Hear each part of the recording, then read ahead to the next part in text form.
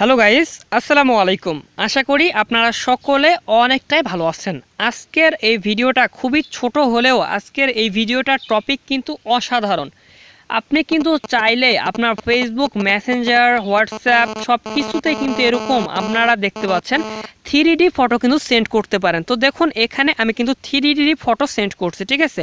মানে আমি যে ফটোগুলো আমরা যখন সাধারণত কোনো ফটো সেন্ড করব, সেই ফটোটাতে কিন্তু একটা গোল একটা ফ্রেম থাকবে এবং সেই ফ্রেম অনুযায়ী কিন্তু সেই ফটোটা থাকবে, ঠিক আছে। বাট এখানে কিন্তু কোনো রকমভাবে কোনো ফ্রেম নাই। দেখুন পিছনে যে ব্যাকগ্রাউন্ডটি আছে মেসেঞ্জারে, হোয়াটসঅ্যাপে, সেটা যেখানেই হোক না কেন, আমি এখানে মেসেঞ্জারের মাধ্যমে দেখাচ্ছি।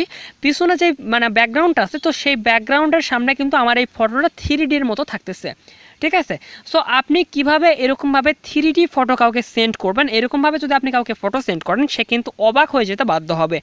সো আজকের এই ছোট্ট ভিডিওটাতে আমি আপনাদেরকে সেটাই দেখাবো যে কিভাবে আপনি এরকমভাবে 3D ফটো কাউকে সেন্ড করবেন। আশা করি ভিডিওটা আপনাদের অনেকটাই ভালো লাগবে এবং যদি ভিডিওটা ভালো লেগে থাকে অবশ্যই ভিডিওতে একটি লাইক দিয়ে দিন এবং চ্যানেলে নতুন দর্শক হয়ে থাকলে অবশ্যই চ্যানেলটি সাবস্ক্রাইব করে পাশে আসা বেল আইকনে ক্লিক করবেন। চলুন গাইস আজকের মেইন ভিডিওটি শুরু করা যাক। Welcome back guys. তো অসাধারণ কাজটি করার জন্য জাস্ট আপনাদের যে কোনো একটি ব্রাউজারে চলে যেতে হবে, ঠিক আছে।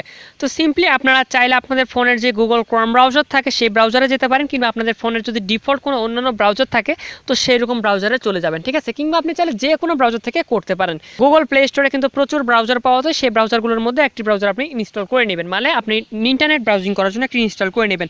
অপেরা মিনি আছে, ইউসুফ মিনি আছে, বিভিন্ন ব্রাউজার আছে, ঠিক আছে। তো সেখান থেকে সিম্পলি একটি ব্রাউজার আপনি ইনস্টল করে নেবেন। তো জাস্ট আমি এখান থেকে গুগল ক্রোমের মাধ্যমে কাজটি করেছি। সো কাজটি আমি আপনাকে একটু বুঝিয়ে দিই, ঠিক আছে।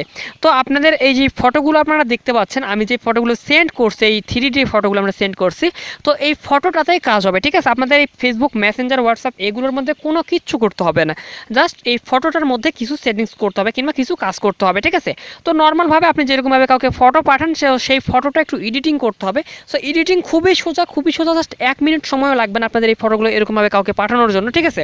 তো সিম্পলি আপনারা কীভাবে করবেন সেটা আমি একটু পরে বলে দিচ্ছি। জাস্ট আপনারা ফটোটা নেওয়ার পর নর্মালভাবে যেরকমভাবে কাউকে ফটো সেন্ড করেন তো সেমভাবে এখানে ফটোটা সেন্ড করতে হবে, ঠিক আছে।